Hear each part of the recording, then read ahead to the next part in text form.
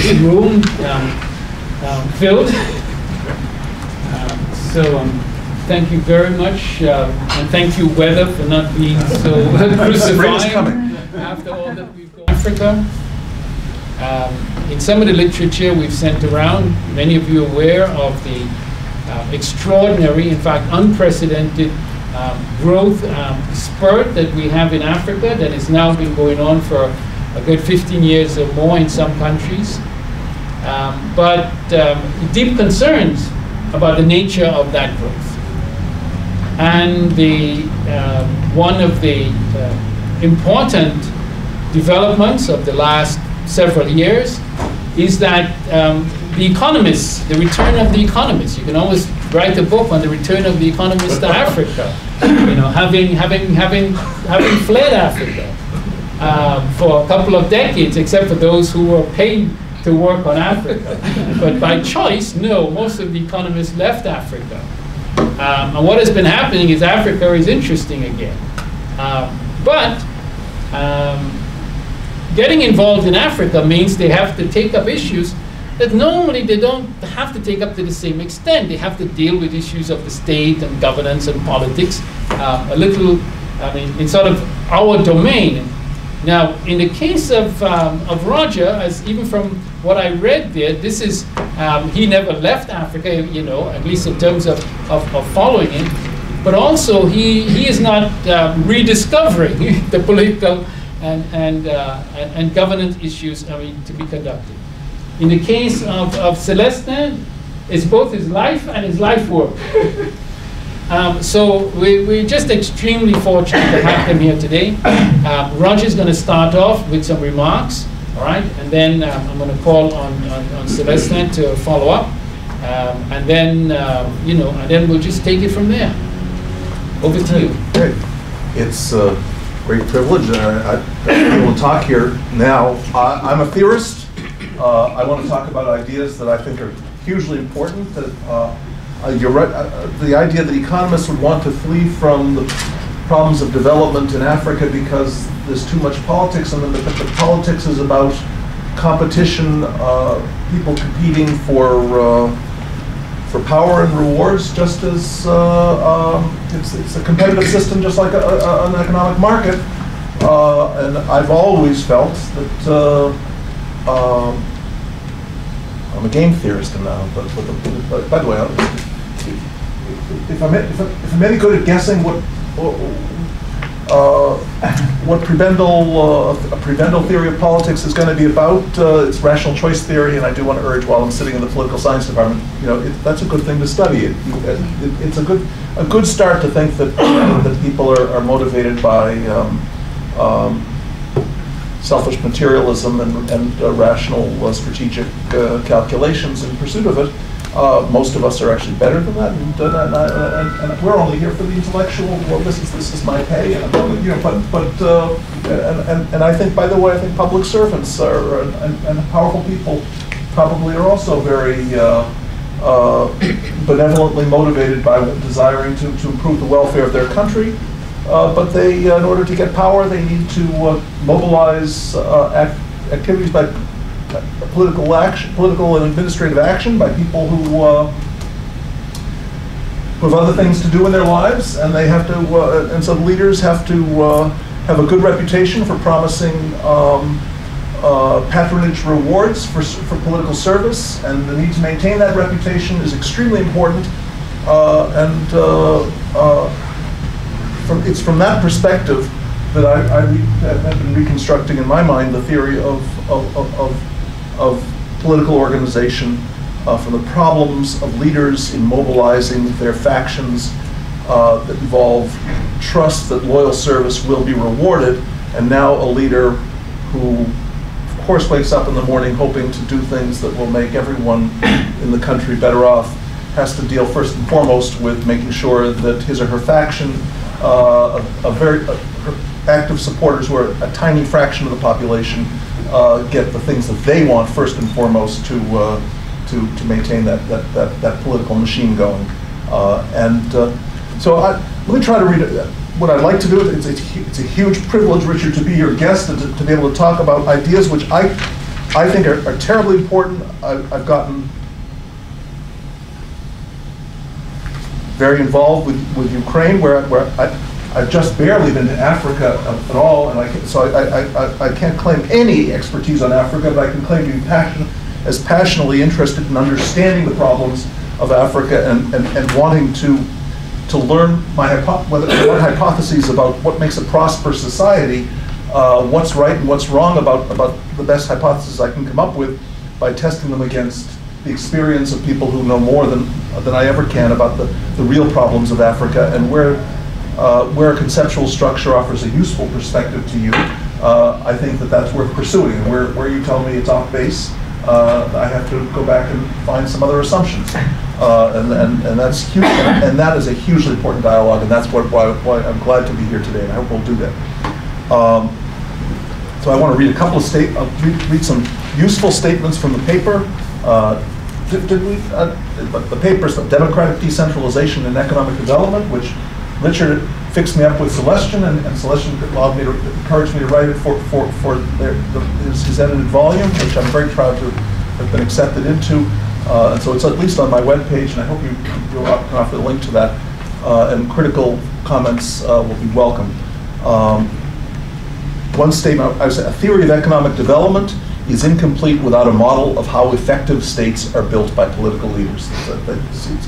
Clearly, this economic development depends on political structures, and we can't separate the problems. I have to say, I am very aware, as somebody who is in an economics department dealing with these questions, that when I come to a political science department, I think a lot of people in this department spend a lot of time assuming that politics is driven by economics. And I want you to know, sitting in an economics department, I spend a lot of time thinking that economics is driven by politics. So there. Just to let you know where the conflict of interest is. I think your stuff is more important, and you seem to think my stuff is more important, but I'm right.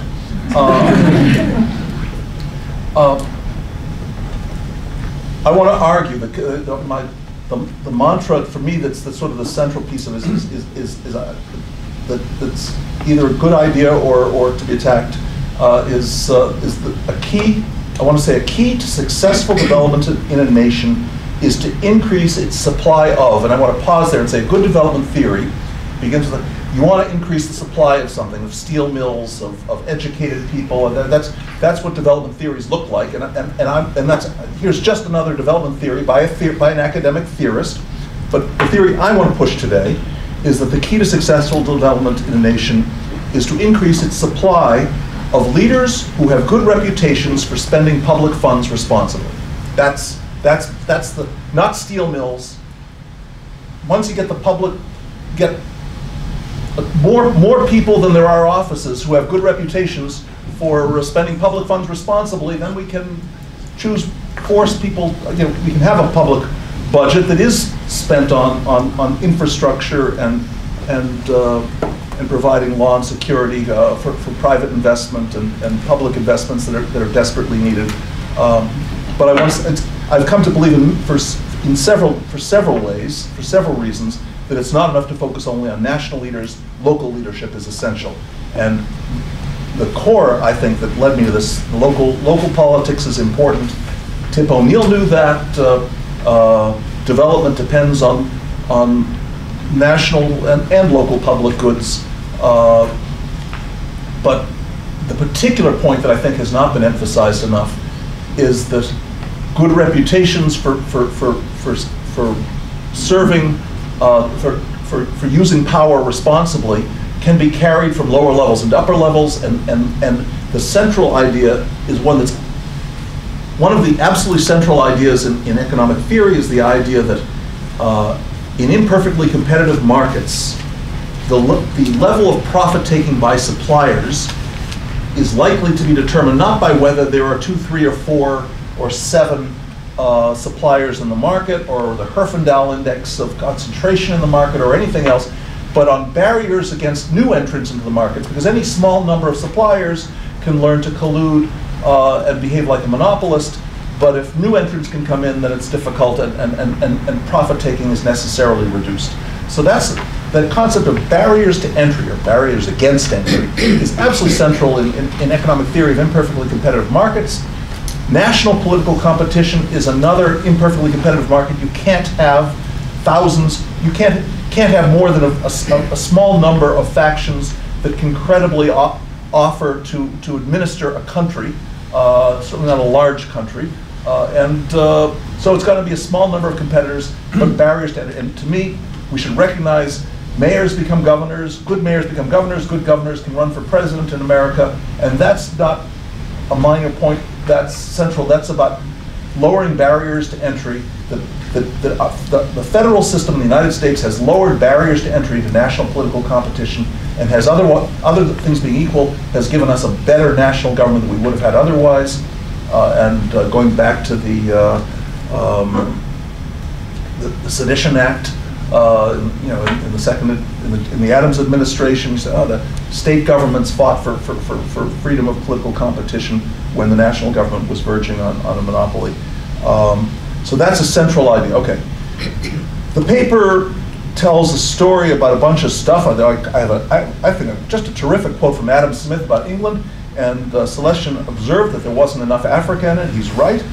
Obviously, it's because I don't know enough about Africa. But there was a theme, which is when I have the privilege of standing up as a visiting speaker in foreign countries around the world and trying to tell them what I think is the secret of America's success, I think it's that the United States was founded by 13 provincial assemblies, each of which had a century of traditions of local elections.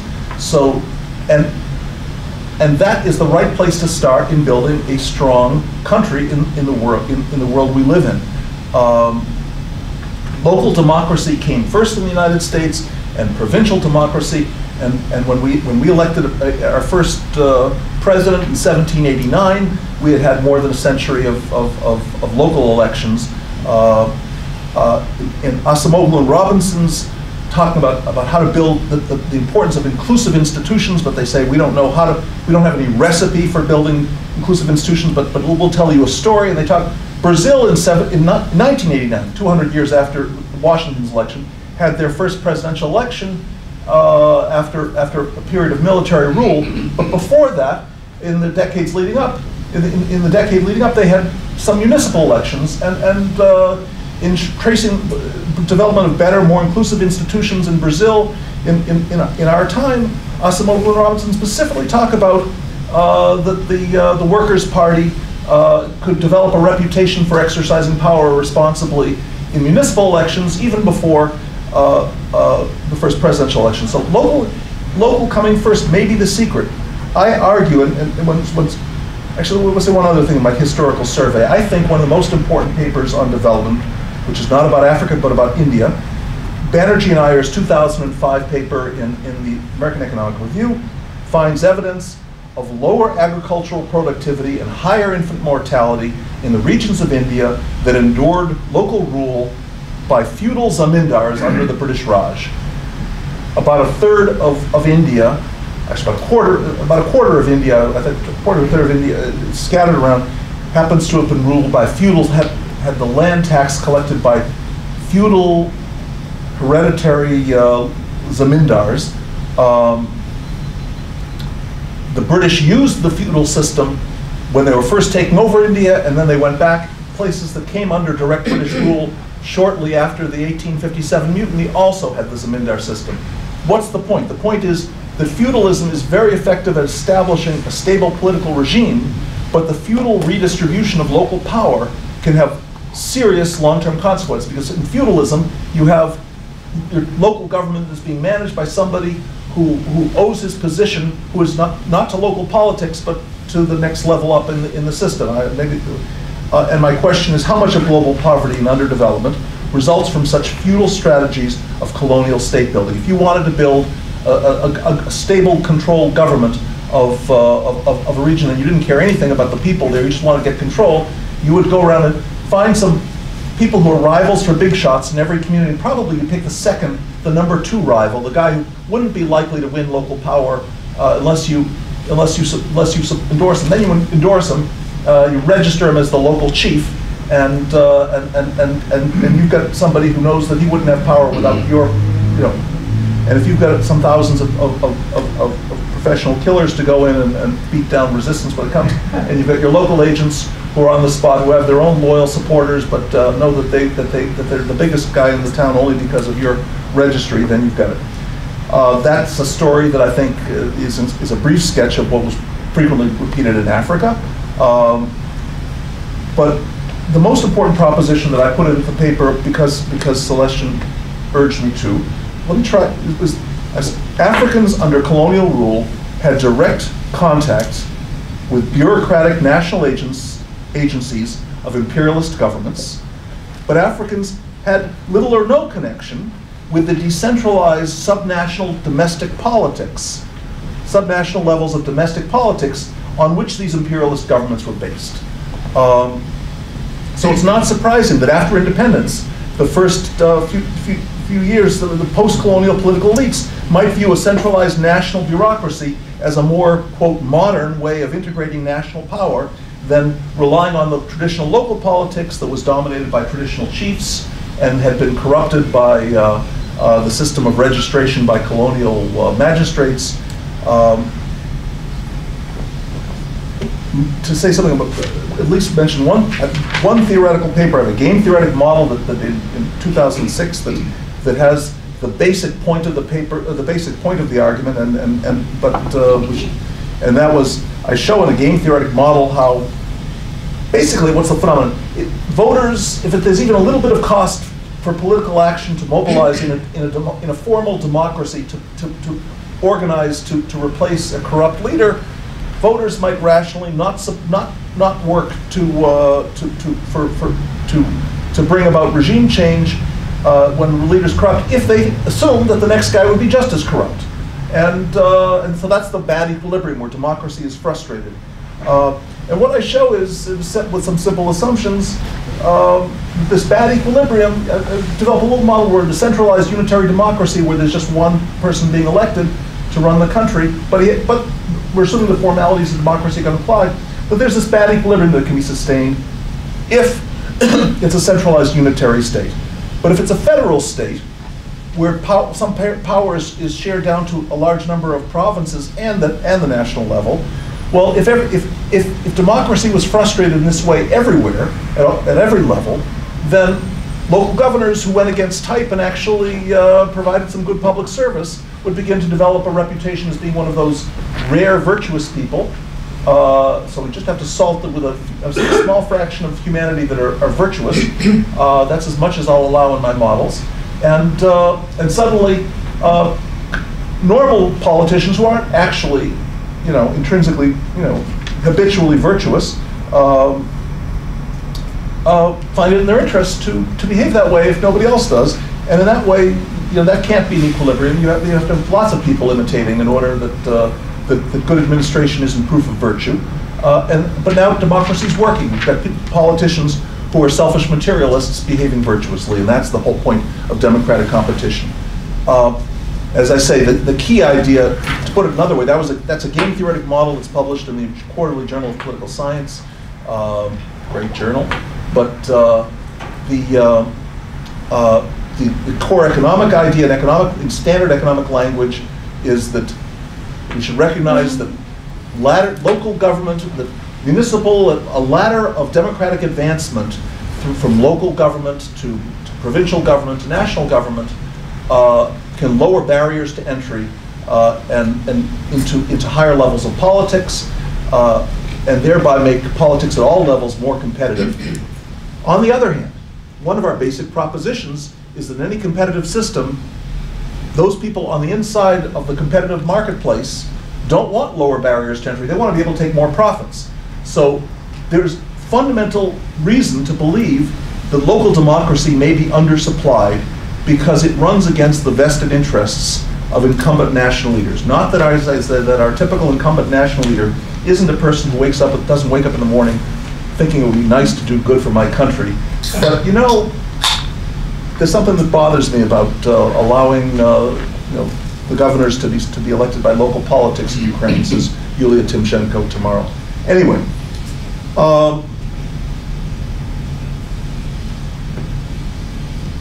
What I want to say, a couple of quick thoughts. I don't know enough about Africa, but I found writings of, in particular, of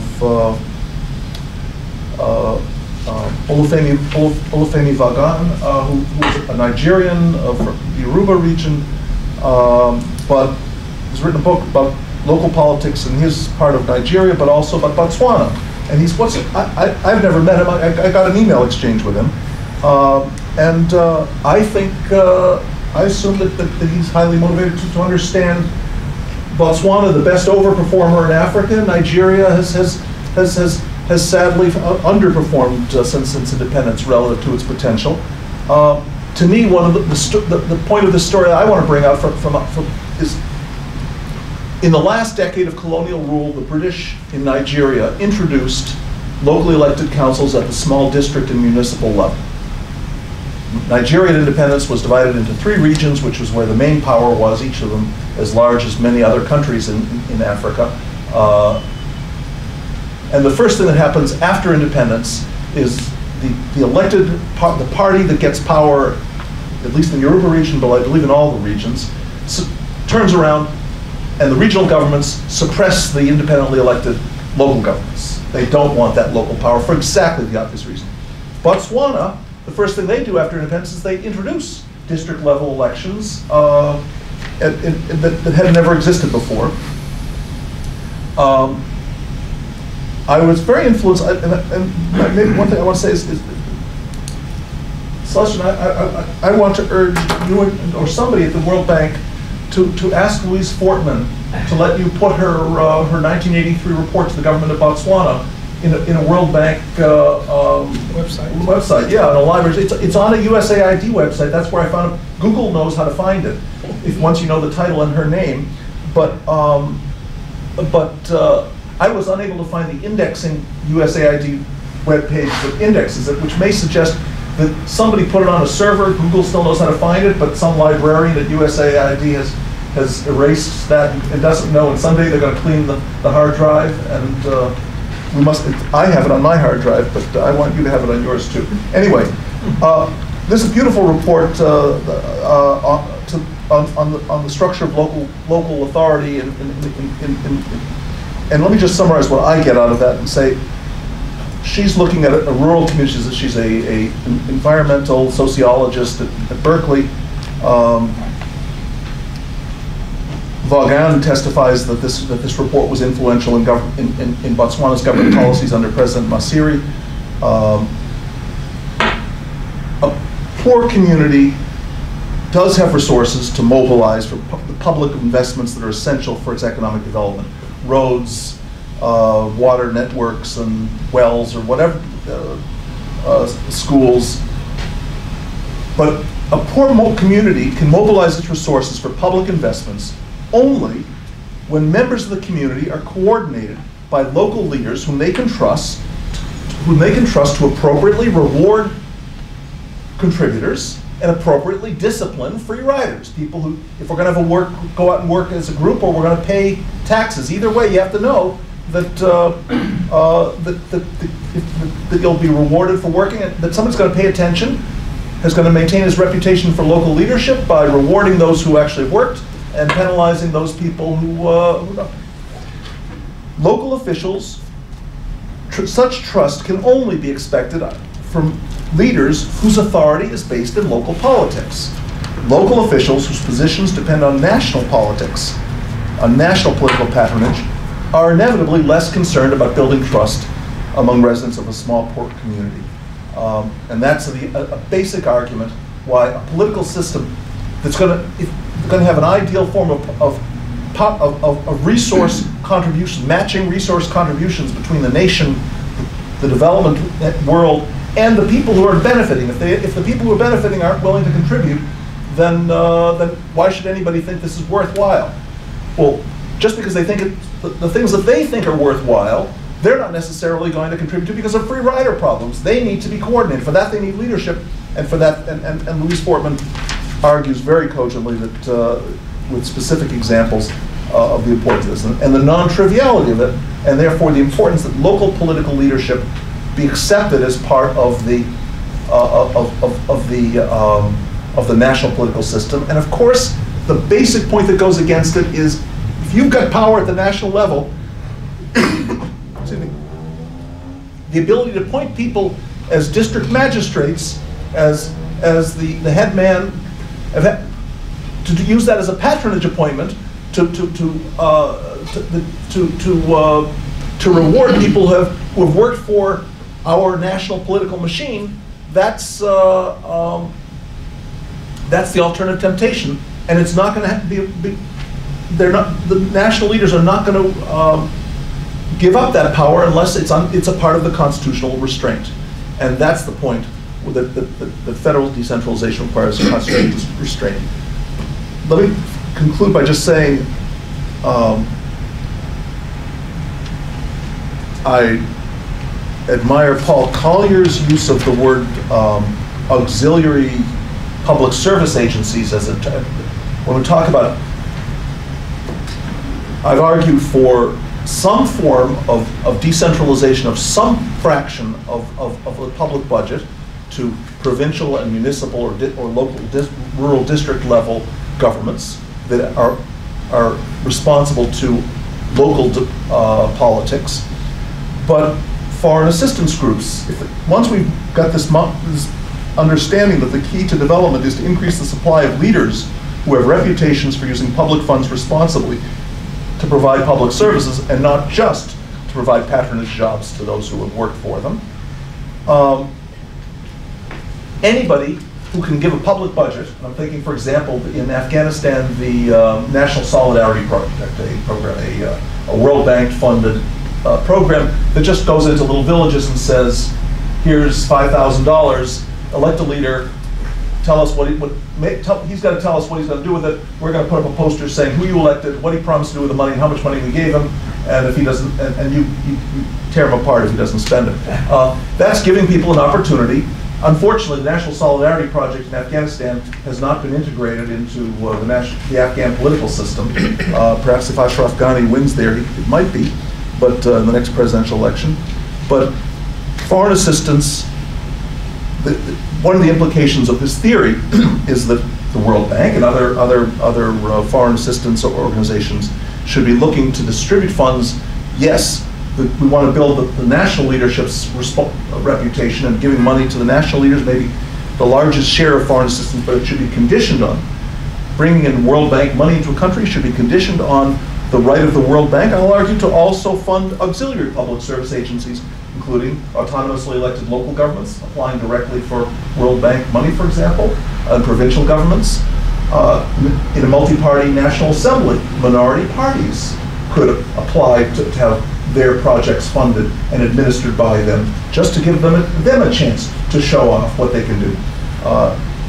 And with full accounting to the local population, and doubtless much of the money would be seen to be wasted on graft and corruption, but if the national government can't achieve public benefits commensurate with the assistance funds that they've received, then other local leaders who are seen to do better with their assistance funds may be recognized as the new leaders that the nation needs. And that's a mechanism that may seem inconvenient to established national leaders, but it would provide them with an incentive to improve governance and eliminate corruption. And that's my time. All right. Thank you very much. All right, Celestin. Well, thank you. First, I'm delighted to be part of this conversation. Richard Joseph and Roger Myerson are two people that I admire very much. I don't have a paper because Richard insisted that we do not prepare any paper, and he actually told me that I would only speak maximum 10 minutes. I just took 20.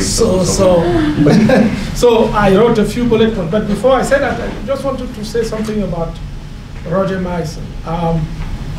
A few weeks ago, he came to Washington for a lecture at the World Bank, and he was introduced by the chief economist, Kaushik Basu. And Kaushik made the comment that in reading his CV, he noticed in the section honors and distinction that the Nobel Prize citation was 9 on the list. And he said that he should talk to Roger about how to organize a CV. But it really tells you something about how unassuming this man is. He just wrote a chapter for me for a handbook that I'm leading.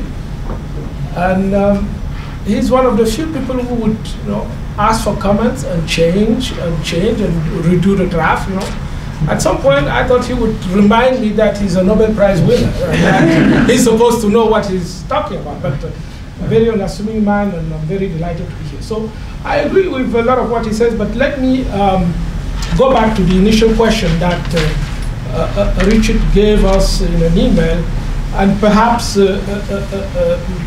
tease Roger a little bit on some of on his strong faith about decentralization. I happen to believe that he's right, but there are many challenges there that need to be taken into account very clearly.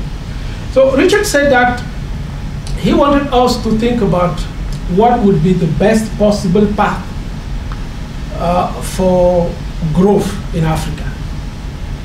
Basically, what governance framework would deliver high growth in Africa. And Roger has just made a very strong case for decentralization, but I'm not sure he talked a lot about growth. And I want to come back to that. I think there are at least 2-3 ways of looking at the question posed by Richard. The first obvious way is to ask ourselves, what does history tell us about that question? What is the best government framework for growth? And then just go back and look at countries that have grown for a long period of time or at high levels and see what kind of governance framework they had. Let's start after the Industrial Revolution in Great Britain, in the US. Let's look at Europe, Germany, France. Let's look at Japan after the Meiji Restoration, or the Meiji Revolution, 1868. Let's look at China after 79. Now, you see where I'm getting at.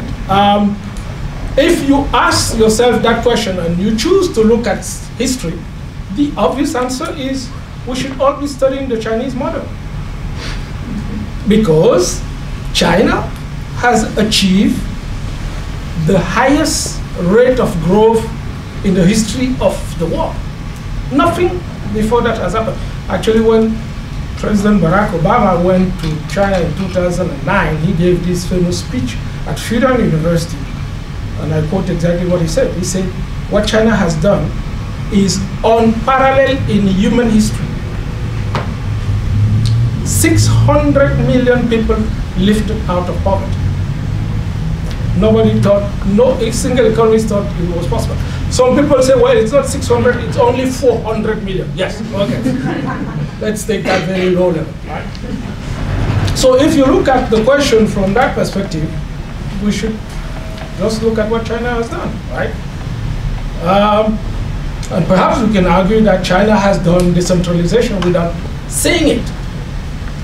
But the Chinese would say, yeah, we encourage the emergence of local authority, but we linked it with a very strong central government, with a communist party system, which is more efficient than democracy because it doesn't allow for gridlock. And the good thing that they think they have done is that they change their leadership every 10 years. They get rid of the leaders every 10 years. It's just a rule. And they encourage people everywhere to perform, and they have a very proactive policy to recruit good performing leaders. So I'm sure this would not be a very popular idea to defend in Chicago or in the US, to say that China might have something to teach us here. I was just looking at the pure research survey results about satisfaction. And I was completely shocked to see that 83% of people in China, 83%, not according to a Chinese research or survey institute, but to the pure research, 83% are very satisfied with the direction of the country. 83%. I was taken aback. Even though I travel a lot to China and I work with China. So perhaps there's something there. Now, if we go back to history, then looking at what happened after the Industrial Revolution, because before that, if you trust the Angus Madison data, Angus Madison is this crazy economist who spent all his life crunching numbers about economic growth for 2,000 years for all countries of the world. Okay, so it's fantastic because when you look at the graphs for 2,000 years, for 1,500 years or more, all countries in the world, all regions of the world were poor. We're all doing the same thing, regardless of political system. And then things started to change, really only after the Industrial Revolution. So, was it a particular political governance framework that was put in place in Britain, in the US, that led to that? I'm not sure. The Chinese would say no. It was just the right ideas. And instead of looking for the best political system, you should be looking at the good ideas. And when you have good ideas, they generate growth and income rises, and then people at some point figure out the best way of getting along. And so that's one way of looking at it. And a second way is to ask yourself, what kind of economic growth are we talking about? Because you can have growth, even high per capita income growth, and a lot of misery, political misery, social misery. And to go back to the African case, people have not noticed that there is one high-income country in Africa today. It's called Equatorial Guinea. GDP per capita there is $26,000. Okay? That's like twice that of Brazil or Chile. It's high-income country.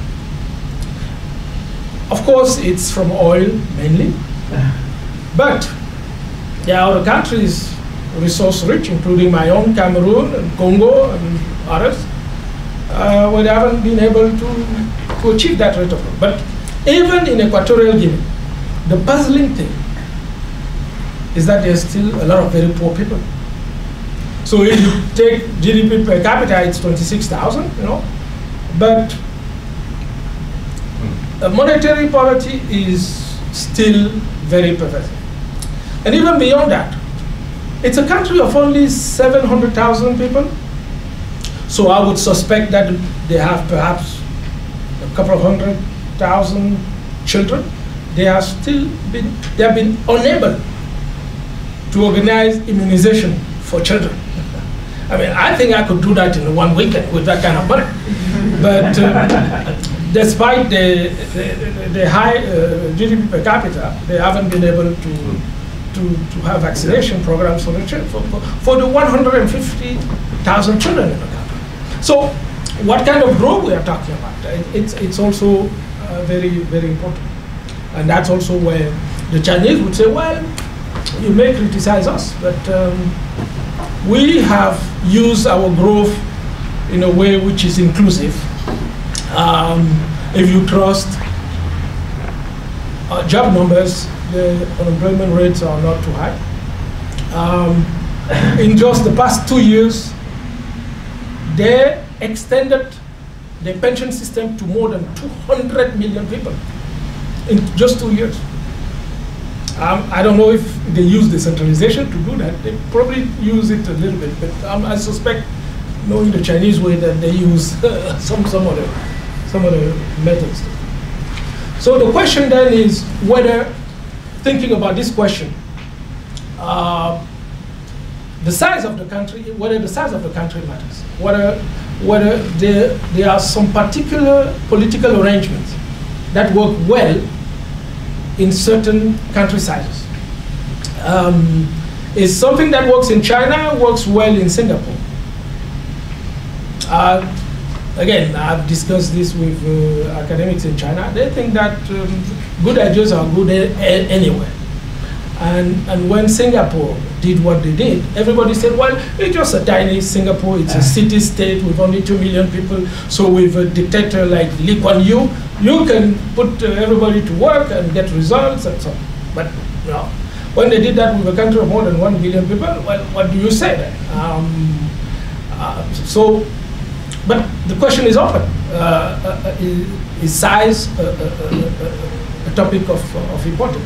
Is income level also something to think about? Can India, with about $1,000 GDP per capita, have the same kind of decentralization system that the Democratic Republic of Congo, with $200 GDP per capita, should have? The richest country in the world is Norway, in terms of GDP per capita, about $100,000. 5 million people, about $100,000 per year. Well, I would like to see what is the governance framework, the political framework there, if what has generated this result. It's also a resource-rich country, but they've managed their resources well. And I don't know whether this has been through a decentralized system. Luxembourg, not a very rich country, but very small. I was talking about that with Koshik Basu, and he said to me, no, forget about Luxembourg. Luxembourg is a strange place. Rich people just decide to go live there. So that raises, that raises GDP per capita. So that might be a very good point indeed. I instinctively tend to agree with Roger on decentralization, but in the African context, in societies which are generally low income level, which are often fractionalized, I think that it is not easy to implement effectively. First, the obvious question is, what is the appropriate level? If you want to devote power to municipalities, the obvious question is, how do you identify that? Because there's very quickly a rush by all kinds of people to, legitimize claims that they have to be local government. So there is not a long history of political and social structure which is accepted, largely or widely accepted, where you can just go and say, okay, this is the right level where we're going to put a local government here. Because there will be, after you select that level, there will be a breakup. Some of the groups will emerge and say, no, that's not the right place. People in this area need something else. And you can go on and on and on in like a very strange postmodern way where there's no central, no unique truth, so there are all kinds of possible ways of doing it. In my own country, Cameroon, even today, they come up on a regular basis with new levels of local government, new municipalities within cities that we thought were homogeneous cities. And no, people wake up and they say, no, this is not the right boundary for the city. We need this city to be split into 2 or 3. Because obviously it helps with prebendal politics. It allows active local leaders to claim some kind of privilege and public resources, the right to raise taxes and use them and so on. So you need to think about that very, very clearly. And decentralization obviously is also costly. Not only in Africa. I just came back from France, and they are reversing the decentralization law that François Mitterrand adopted in '82. He said in his memoirs that it was his single most important thing he ever did in his political life decentralization in France in '82. Well, they're going back because there are just too many. There's consensus, political consensus in France today, that there are too many levels of decentralization of local government, and it costs them too much money. So they are going back. They have municipal elections in a few weeks, and yesterday I was in Paris. There are certain districts where they can't even find candidates because the districts are so small. I mean, it's hard to believe. Well, in Cameroon, it would be the reverse. There will be so many candidates that you wouldn't have enough district to accommodate. But just to say that it can be costly, but not only costly administratively to run, but also costly in terms of going back to some of the things you were suggesting. If you allow a local government to have more or less independent financial policy, well, there's always a risk. Okay? If the governor of this province can go to China and borrow money, who underwrites that loans, and who is ultimately responsible? If the project is bad, if the money is not reimbursed, and what is the implication for the country's balance sheet? So paradoxically, decentralization can only work in this instance when you have a strong central government to set very strong rules. That's the paradox of decentralization. It only works well with a strong central government that sets rules on things that you can do reasonably, including in terms of getting into debt. And in this country, the US, we've seen counties going bankrupt. You can imagine what would happen in the Democratic Republic of Congo, where people don't have that long tradition of electing the municipal, the local leaders, and then they are entrusted with the possibility of borrowing money to build roads which are not profitable, and the loans are not reimbursed, and then there's also a big macro problem there. I can speak for a while, but we only have about 35-40 minutes left, so I think I'll stop here so that we can have an exchange. Thank you. Let me give Roger a chance to do a few minutes of rebuttal, or whatever you want to call it, but I'd like you to respond. I certainly believe the Chinese miracle, of course, that China has many assets, and one of the world's longest histories of valuing education, of socially rewarding education at a massive national level. But China's development has been massively federal. I believe the Chinese government is a very federal system. I can't help thinking that they're going to need more democracy at some level, both a representative system at the national level and some forms of local democracy. But clearly it's federal. When I look to democracy, we're talking decentralization of power together with a rule for promotion. The rule for promotion is managed by the organization department, the party organization department in China. And what is their secret sauce? Unfortunately, if you can get, if you've got a good book that tells, a good source that will tell us exactly how does the organization department decide on who to promote, that would be very, very useful for us to understand what they have instead of democracy. I don't think they tell us. Maybe Justin will tell us.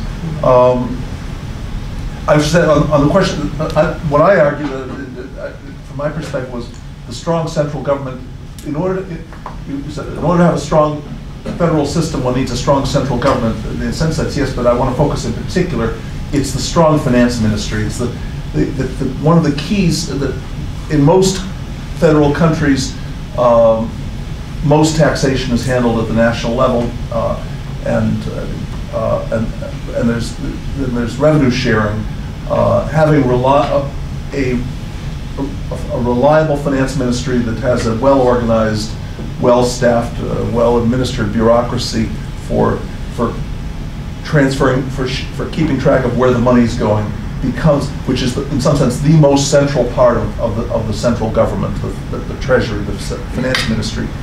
is to be understood as being the dual that's essential to political decentralization, to be able to have transparent rules for sharing funds, and where you don't have transparent rules for distributing funds and they become politicized as they have been in Argentine federalism, I think the country gets into trouble, and federalism, you're absolutely right, turns bad.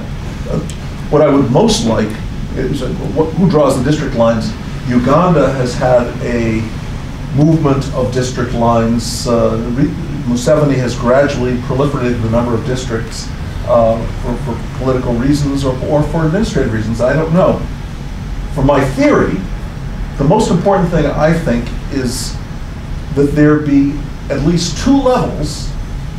For the democracy requires, I think, a national competitive party system so that local bosses, so that's hard. We in Chicago know that a local one-party state is easy to set up in a local government, and local democracy is not necessarily competitive. But even in Chicago, the Republicans could run a candidate if could credibly back a candidate if the dominant machine leadership lost the confidence of a large majority of the voters. So multi-party system, but the possibility of democratic advancement, just electing a president, to me, doesn't count as being an effect. It's a different kind.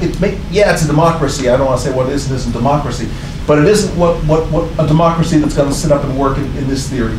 And when I was in China, I looked at a conference on constitutional change there, and which people there are very interested in, including officials. To me, they experimented with local democracy at one level, and I think Lily Tsai, for example, has not found it to be very, very useful in her study of rural development.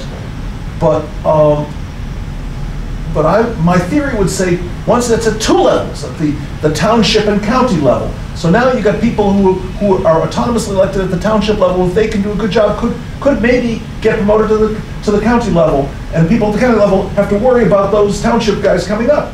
Once you have two levels, then you have a system where the advancement, everything in politics, you like to get promoted to tenure, to associate, to full professor, blah. Hey, advancement is important, and giving the voters the power to advance people from a lower level to a higher level is where democracy really starts to have the incentives. But what I'd most like to ask is for all of you and everyone else to share more about where has there been the best success. Is there a correlation between those countries which have, since the 90s, have begun to have some multi-level democracy? I wish Marina wasn't here. I want to ask about Sierra Leone and